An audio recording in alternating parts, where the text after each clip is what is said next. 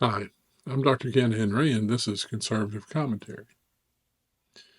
Well, as we all know, Matt Gaetz withdrew his name as a candidate for Attorney General of the United States this week. But I believe Gaetz may have something else in mind, and the leftists may not like it.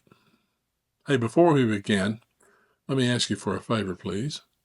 Give us a like, comment, share, and subscribe. This really helps us grow the channel and get the message out. And hop over to youtube.com/@KennethJHenry and check out our other videos. With Matt Gaetz' withdrawal of his name from consideration for Attorney General, speculation became rampant as to what his next move would be. You see, Gaetz resigned from the current Congress when his name was put forward, but he was elected in November to another term in the House of Representatives representing the Panhandle of Florida, and could be seated in that Congress if he so chose. Now, Gaetz has said that he is not going to take his seat in this upcoming Congress. There's a lot of speculation as to why.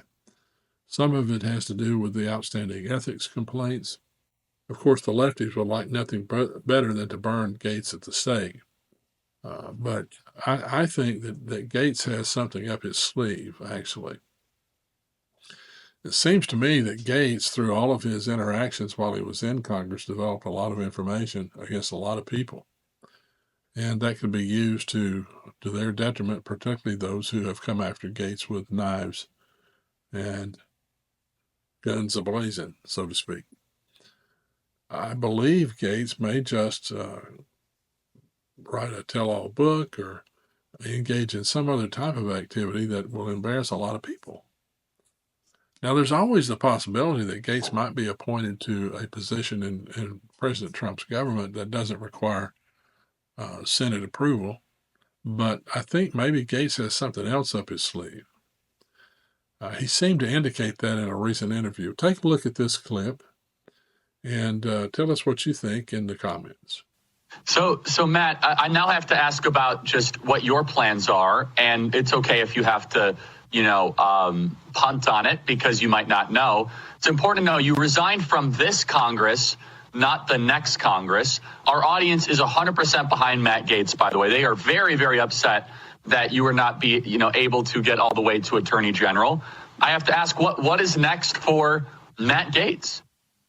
Yeah, I'm still going to be in the fight, but it's going to be from a new perch. I do not intend to join the 119th Congress. There are a number of fantastic Floridians who've stepped up to run for my seat, people who have inspired with their heroism, with their public service. And I'm actually excited to see Northwest Florida go to new heights and have great representation. Charlie, I've been in an elected office for 14 years. I first got elected to the state house when I was 26 years old, and I'm 42 now. And I've got some other goals in life that I'm eager to pursue with my wife and my family. And so I'm going to be fighting for President Trump. I'm going to be doing whatever he asks of me, as I always have.